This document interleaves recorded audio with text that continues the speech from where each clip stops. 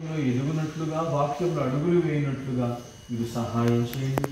రాయబోతున్న ఎగ్జామ్స్లో కావాల్సిన జ్ఞానం, జ్ఞాపకశక్తి బిడ్డలందరికీ మీరు అనుగ్రహించండి. చక్కగా రాయటకు సహాయం చేయమని ప్రార్థిస్తున్నామయ్యా.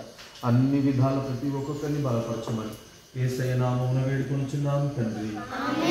ఆమేన్. హల్లెలూయా.